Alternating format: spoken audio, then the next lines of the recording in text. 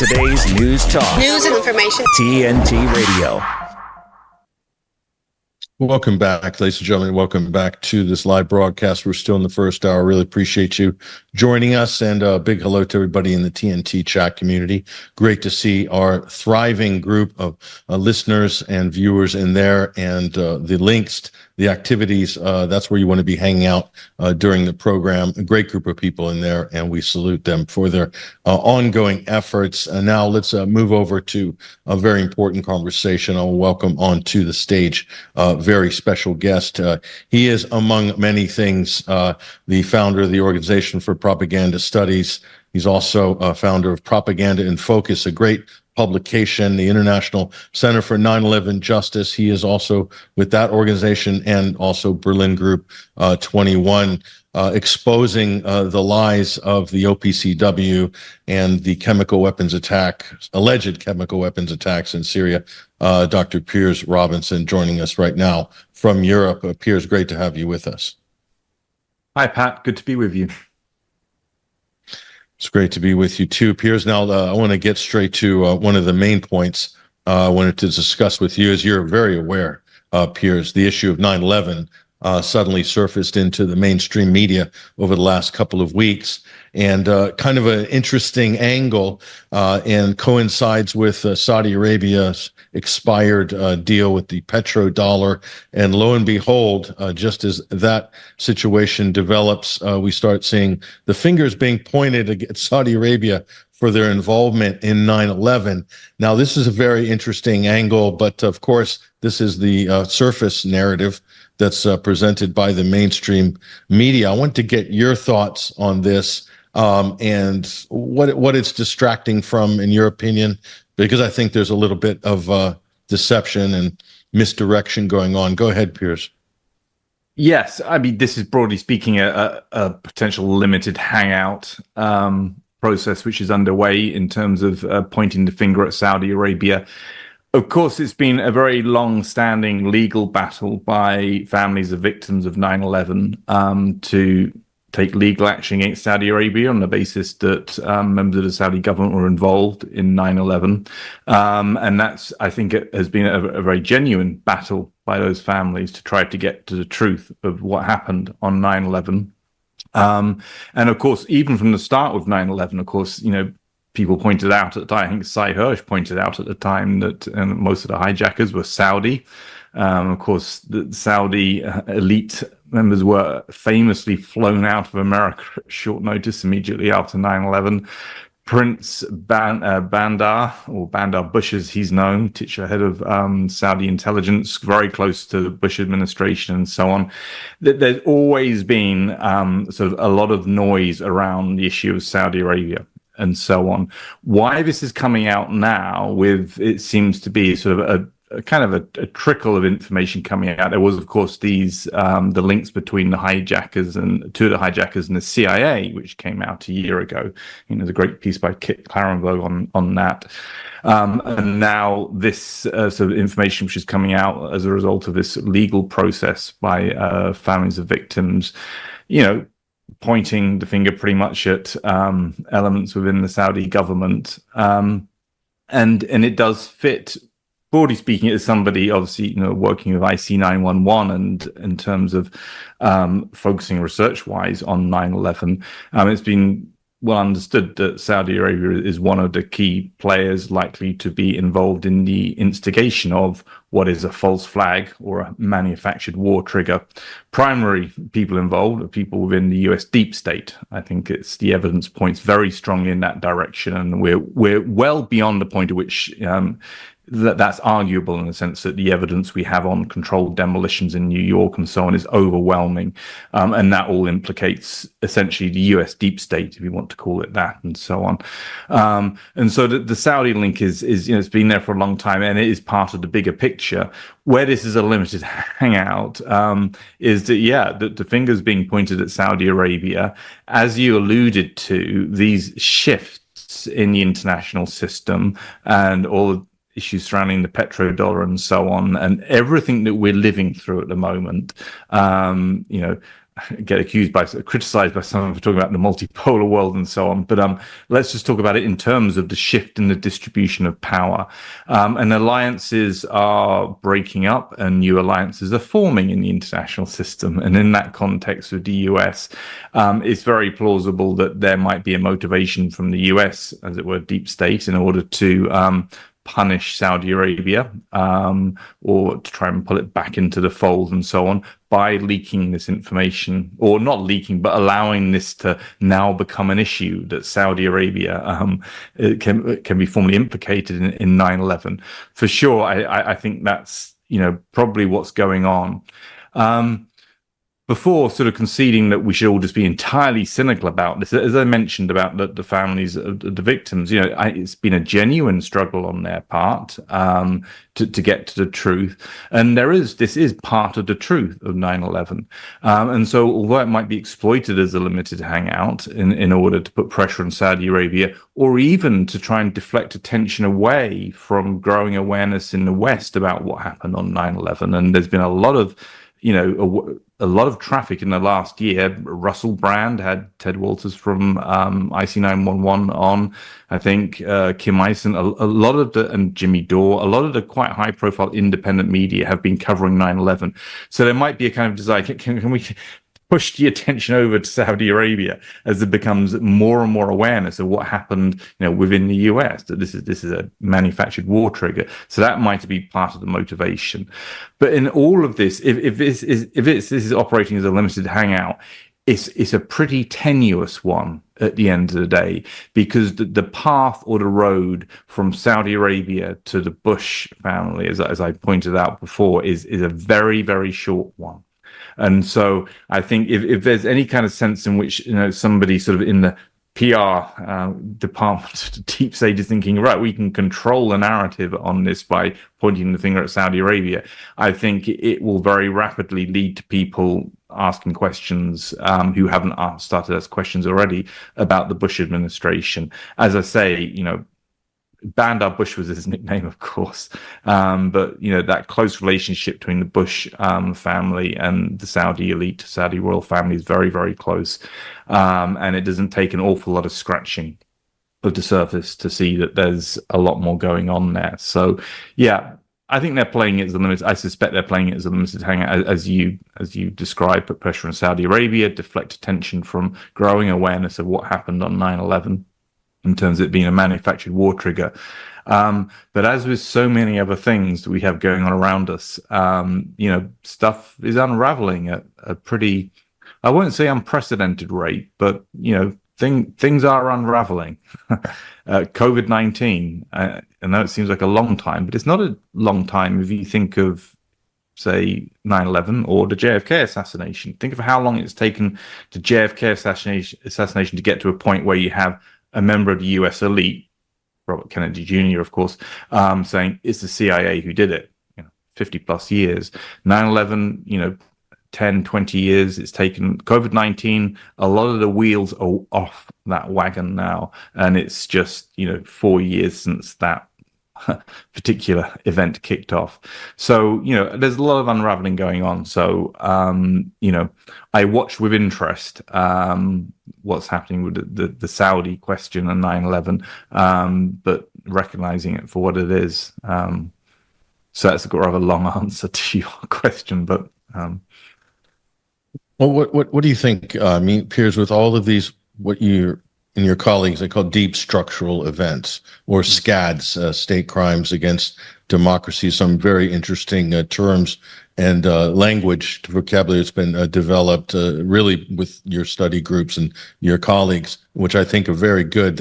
You're able to conceptualize and categorize and sort of make sense of these conversations, I think, now in a much more structured way, much more academic way. But with all of these events, Piers, there always seems to be a type of a red herring story, or just kind of a built-in limited hangout. I mean, with 9/11, Saudi pilots flying Cessnas with a co-pilot, getting a couple lessons, and then if by magic piloting sophisticated 747s and passenger airlines and pulling G maneuvers that Air Force pilots couldn't do, navigating without the guidance from the tower, hitting the World Trade Center. I mean, the whole thing just reeks of just complete science fiction if you buy into the official narrative. But that Saudi red herring is built into the story. And with COVID, we saw Rand Paul blathering on. This is just my opinion, blathering on for weeks and weeks, talking about Fauci and lab leaks. And again, a brilliant in China, which is a great red herring, to basically take the focus away from the U.S. government, of NATO, of Operation Warp Speed, and all these incredible things that are unprecedented, where the real crimes took place, in my opinion. With the Nordstream pipeline, we have the Ukrainian super soldier conspiracy theory that they're on a 50-foot sailing yacht and managed to somehow do the Nord Stream 1 and 2 pipelines there, and not NATO, not during Baltops. They were peeking over the side of the yacht, weren't they? And sorry, I mean, it's pretty crazy the yarn that they spun on that one. Yeah.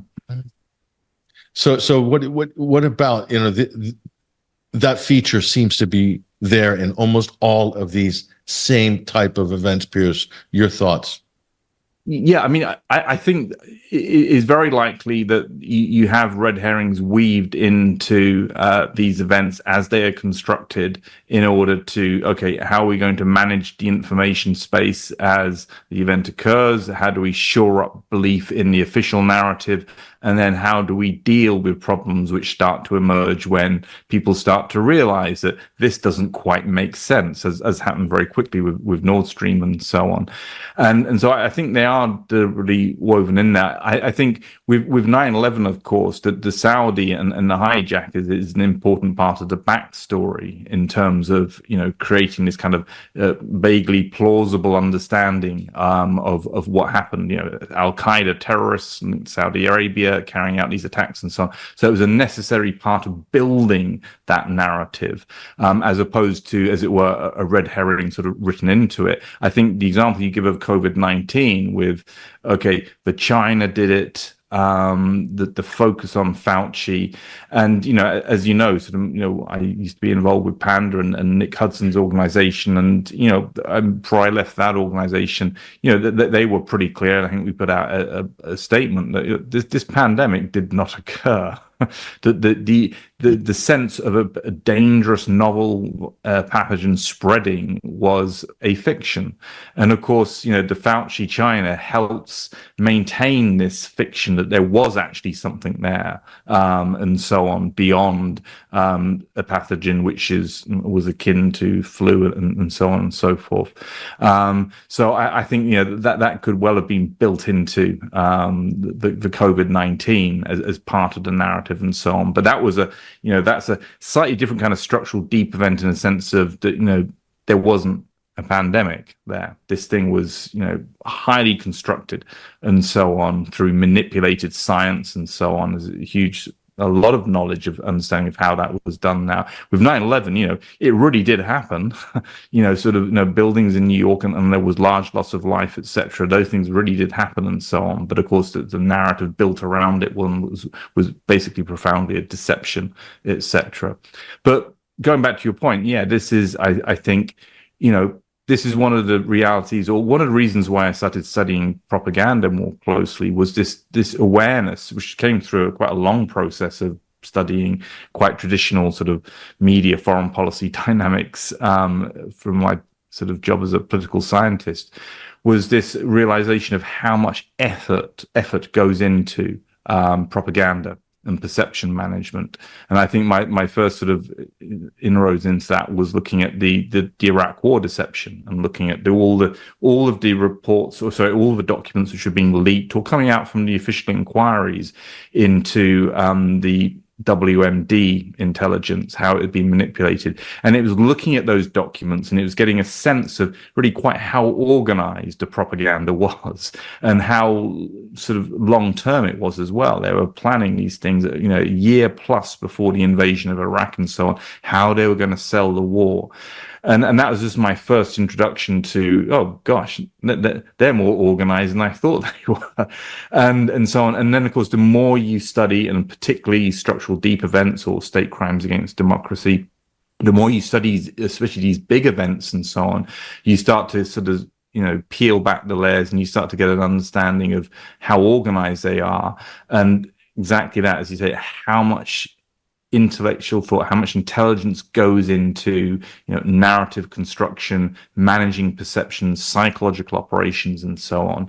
And it really is, and this is why we set up the Organization for Propaganda Studies. It is something which has come to dominate our lives. Our democracies have been fundamentally subverted by the role of propaganda in our societies. It reflects concentration of a power. It both enables concentration of power and so on. And it's also, once people are in positions, dominant positions, they grapple or grasp these techniques in order to maintain their position of power. And we do live in that world. I always forget the quote of Eddie Bernays, the founding father of public relations, talked about, the intelligent manipulation of the mind. This is the hidden ruling power in society and so on. And, that's the reality of the world we live in. Not a million miles away from the Truman Show.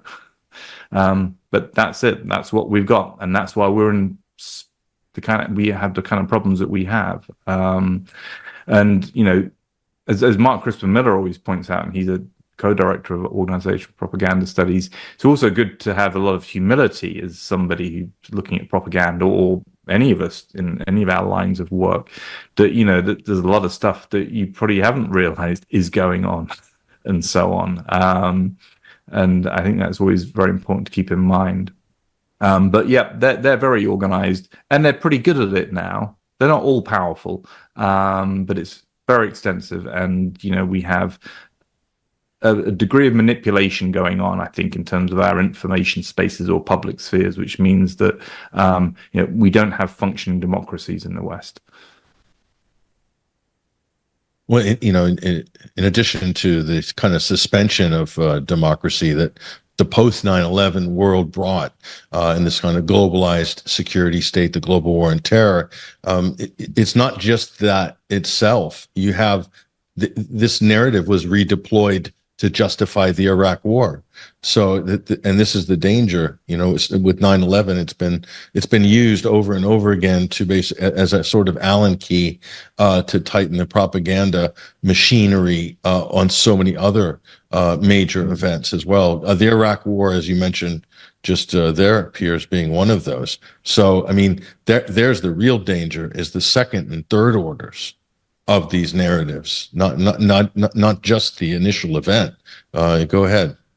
Yeah, I mean, it's kind of, we've been, sometimes when I speak about this, or when I think about this, I think you look back at the West over the course of the last 50, 60 years, and you look at the JFK assassination, you look at the kind of the warnings about the military-industrial complex, which so Eisenhower's in his departing speech, and then JFK comes in and he's assassinated, clearly by the US deep state. And really, you've got this long process of decay of our institutions. Certainly with 9/11, as you say, you have the Patriot Act comes in off the back of 9/11, and you've got bulk surveillance, you've got restrictions on civil liberties, also use of torture as well, of course, by the West. You have all of these essentially extremely negative developments from a kind of ideal democratic point of view. And to me, it's the kind of a sense of things just having been eroded over time. If, and I know some people say to me, you can go back further than JFK, it doesn't start with JFK, but I think it's a convenient place for a lot of people of our generation, and perhaps of the younger generation, to start, where you can see a very clear point where you have a subversion of the democratic process, you have a concentration of power, you have the entrenchment of the military-industrial complex. And really, since then, we've seen this steady erosion of our institutions. Mainstream media, corporate media have become more and more corrupted over time. I think academia has as well, to the point where we are today. And I think sort of COVID-19 was this as I'm sure you'd agree, a turning point for many people. Many people suddenly realized, all of these people who weren't listening to us when you and I were talking about Syria, for example, suddenly realizing, that the mainstream media and academia is co-opted by power, in that case, in relation to COVID-19 and so on.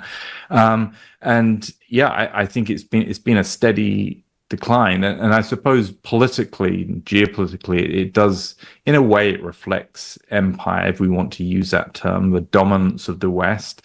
The West has maintained its dominance in the international system through, a very aggressive, belligerent foreign policy, and that predates 9/11, of course. But we've done a lot of killing in order to maintain our position in the international system, and engaging in a lot of propaganda to maintain that.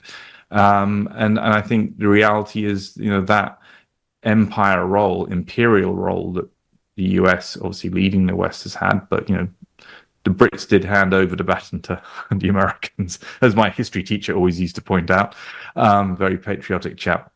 Sort of, we are in a position where that empire is clearly, as we mentioned before, is coming to an end. We are moving into a different kind of world. So I think, it's almost the end of the Roman Empire kind of feel of corruption of institutions. We've completely lost our values. Our democratic values have gone or out the window. You can see that the Digital Services Act, all of these constraints on freedom of expression we're seeing with the online bills, etc.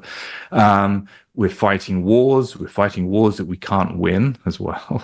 We're in a pretty shoddy state. But I think it reflects, the end of empire days.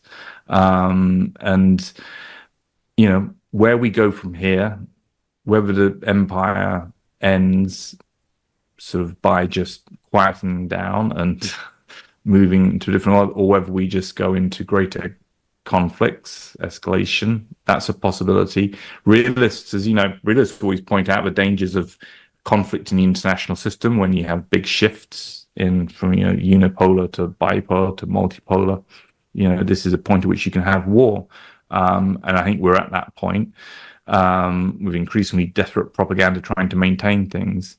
And at the same time, we also have that other component, this kind of globalist elite bloc of, slightly unclear origins or locations, in a sense that it looks pretty Western, but, COVID-19 sort of, I think, highlighted the significance of these kind of global elites and so on, and what kind of visions they have for the future. I described that as a kind of a parallel sort of axis, as it were, that people are struggling against at the moment, not just the Western Empire, but also that, and what we've seen it capable of doing with COVID-19. But at the moment, I guess at the forefront is the conflict and this incredibly weak position that the West now looks to be in. Whatever issue you look at, whether you let's look at the history and look at JFK and 9/11, that's unraveling. But if we just look at, say, the Ukraine, if we look at what's happening in Europe, and so on, all of these suggest that, we're in a very weakened end of empires phase at the moment. We're going to have to see how things transition from here. But I'm tempted to say, things are breaking down and it's all going to be over soon, as it were, and we'll be able to sort of start afresh. But, it seems that there are some big battles ahead in some ways, I think, in terms of a large part of the elite in the West doesn't seem to have let go yet of this notion that the West can still dominate globally, that populations can be controlled through extensive propaganda. I think that's incorrect now. I think there's enough mobilization, there's enough parallel societies emerging. I was in a meeting earlier today about independent media in Europe, and had similar meetings with people about independent academia. And it's all this kind of people saying that the structures are all broken. We have to start developing parallel societies.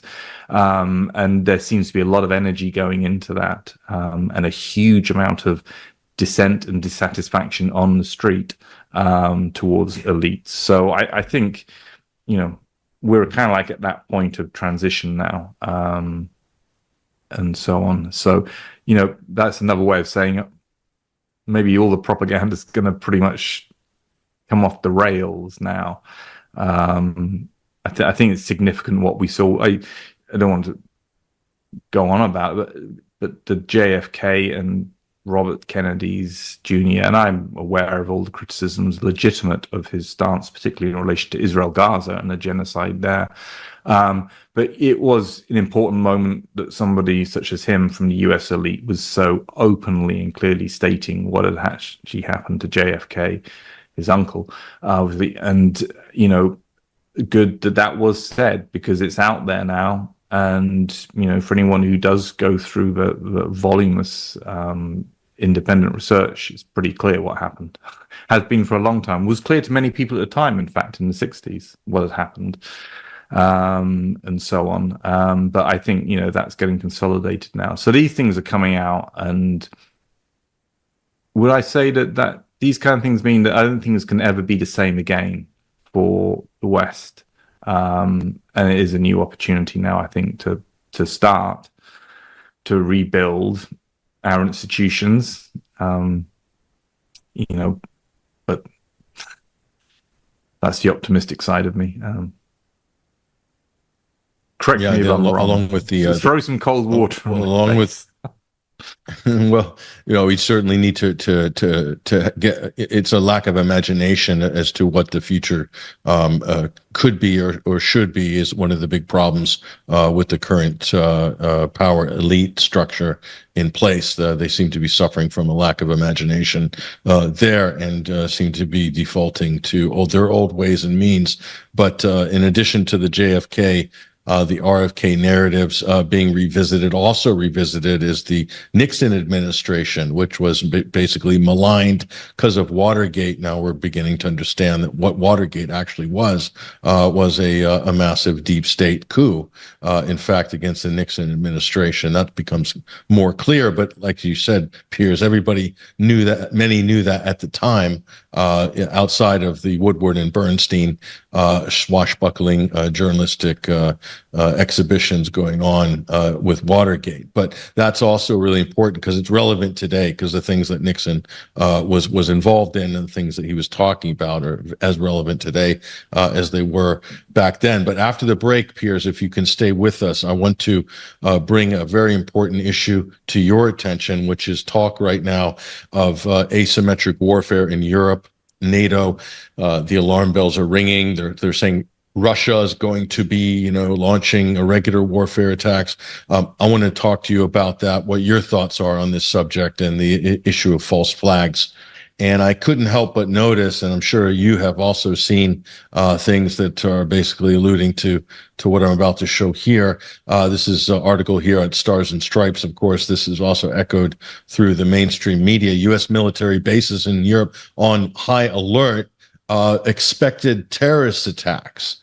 So all U.S. military bases.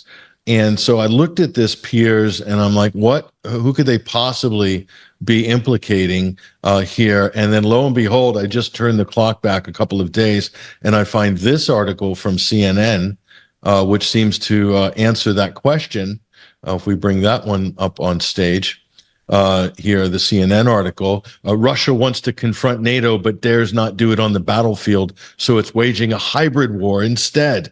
So is it any coincidence, Piers, that these stories have been lined up right across the mainstream media within days of each other? Go ahead. Yeah, probably not. I mean, this is a pretty standard playbook that you'd expect to be played at this point, given NATO's position in relation to Ukraine, the war that it's losing, and in relation to Russia. They need to shore up both public support for the war and to really sort of take to the next level the demonization of the Russian Federation. I mean, as I know you're fully aware, this has been going on for a long time now. We've had the Russophobia propaganda and I was caught up with that with the Syria chemical weapons to an extent and so on. But this is, given the situation we're in with Russia in relation to Ukraine, and how serious that has now become.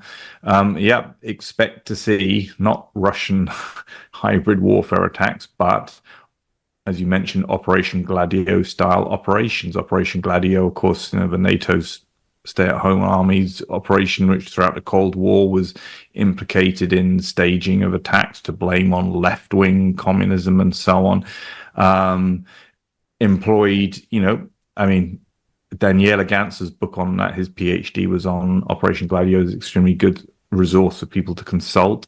But some of this did finally get out in the courts. I think there was a terrible bombing in Italy in a train station in the early 80s, and that finally got into court, and it was recognized more or less what had actually happened. This was Western intelligence operatives carrying out these attacks, saying a lot of people got killed in that attack, 80 or so, I think, including a young British couple who were out backpacking at the start of their lives, or adult lives.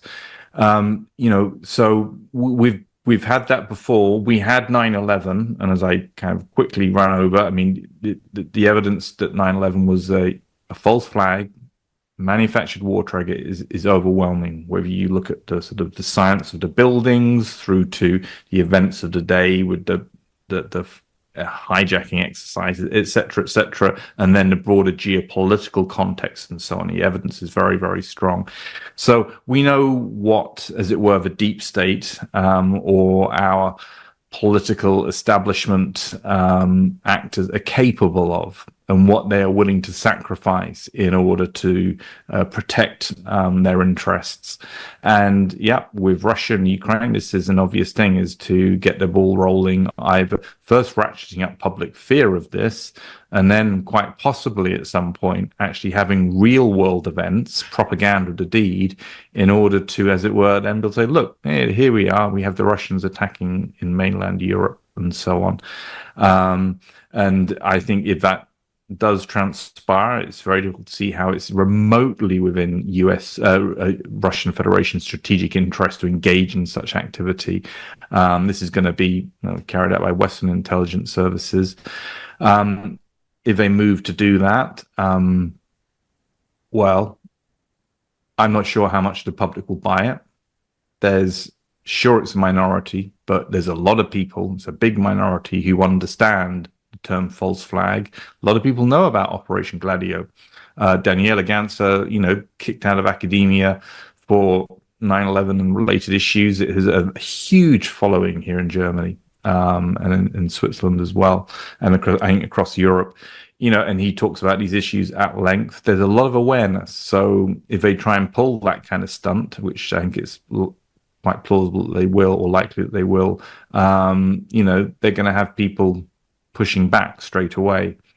But I suppose overall, I mean, it just shows you the kind of, if this is all what they're thinking of, and there's no reason to doubt sort of what you're inferring from those two newspaper articles, this is where they're going. They're capable of this kind of thing. At this point, it can, can they maintain? I'm not sure if they really could persuade a huge false. Say we set up a huge false flag, blame it on the Russian Federation, and use it to justify a massive escalation. I'm just not sure whether it's going to fall on fertile ground as a narrative at this point in time. Too many people will be saying pull the other one. The danger, Piers, is sorry. The danger is, to pull a feather from Joseph Goebbels there. The bigger the lie, the more likely the public is to believe it. So in terms of a nuclear dirty bomb or some major spectacle, people wouldn't be given a choice to reconsider it. The peer pressure, the social pressure, the political juggernaut that comes into play, like with COVID, like with 9/11, something on a grand scale. And I feel like, and Andrew Bridgen, independent member of Parliament, I'm not sure if he's independent, but left the Tory, kicked out of the Tory party effectively, from Leicester. He basically said he has heard murmurings about a NATO false flag or a dirty bomb or something to that effect in Europe in multiple interviews, including on this network, TNT, previously. And I feel, Piers, that we're one false flag, high-profile false flag, away from escalating into World War III mode. And I don't think that's an exaggeration, especially with all the talk of conscription all of a sudden, Piers. Every country's talking about conscription. That doesn't just happen, does it? Yeah, I think you're right. I mean, you're spot on to remind me of Goebbels, and the bigger the lie you tell, more people will just fall in line, and that is a very real risk, because that is precisely the kind of rationale calculation which might be being made at the moment. And yeah, I mean, I was thinking of sort of smaller scale attacks which could be blamed on the Russian Federation, but you put a dirty bomb, a small nuclear device, even, that would be enough. People would be so panicked and shocked that there wouldn't necessarily be time. So yeah, I think we are living in very dangerous times. Yeah. There's nothing more I can say, and people need to be alert to this. I mean, this is one of the points that I make in relation to 9/11 and the work that I'm doing with IC 911. This is incredibly important for people to understand what happened on 9/11, because if you don't understand what happened on 9/11, you're not operating with in full knowledge of what our government's capable of. And 9/11 was a false flag. This was a complex, highly organized, took a long time to organize it as well, deep state operation to carry out a false flag, to initiate massive wars in the international system. And the connection between 9/11 and that rollout of attacks on countries, Afghanistan, Iraq, Libya, Syria ultimately, and so on, and Iran always as the end target. That was very, very clear. That's what it was about, and so on.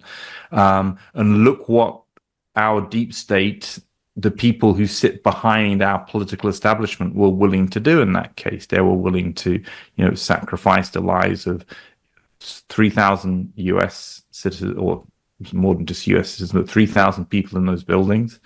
Many firefighters, obviously, 300 or 400 firefighters died. But that's the kind of dark Machiavellian realpolitik calculation that they were willing to make in order to, what were the neocons saying? How do we sort of stoke the fires of the American public to make sure that we can maintain full spectrum dominance in the 21st century? This is a kind of language they were using in the 90s and so on. And that's what they were willing to do. So as you point out very, very aptly and remind me that this is, one of the real dangers we face at the moment. How far are they willing to go in all of this? Again, one can only hope that either through public awareness and pressure, or enough people within the elite and within the establishment realizing this, we have to change course at some point, and maybe a combination of the two. One can only hope that that's the kind of sort of calmer, more sober minds will prevail at some point. But yeah, we're in dangerous times, and you're right. Conscription, yeah, here in Germany as well, in the US, France, UK, or certainly in the UK as well.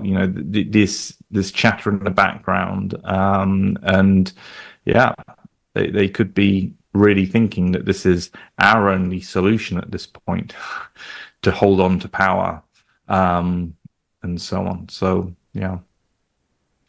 And that was the premise of 1984, was Orwell's 1984, that people had to believe there was an eternal war with Oceania and East Asia, and Airstrip 1 was always on high alert, and it turns out that none of that was actually happening. Another good science fiction satire film was Starship Troopers, which has actually got a genius satire pastiche on all this.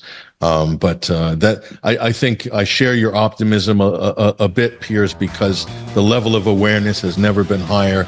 They pulled the wrong card with the Nordstream pipelines. That's raised so many questions and eyebrows that the chances of a successful false flag are diminishing by the day. But Piers Robinson, Organization for Propaganda Studies, Propaganda in Focus, and of course the 9/11 Center for Justice. Great work as always. We'll point people in the chat room to your social media feeds, what you're doing. But thank you for joining us on TNT this week, Piers. Good to be with you, Pat. There you go, ladies and gentlemen. Follow the work of Piers Robinson. There's a lot of exciting things going on there. Again, we'll drop those into the chat. Top of the hour news headlines coming up. We got a whole lot more on the other side. You don't want to miss the next hour. I'm Patrick Henningsen. We'll be right back.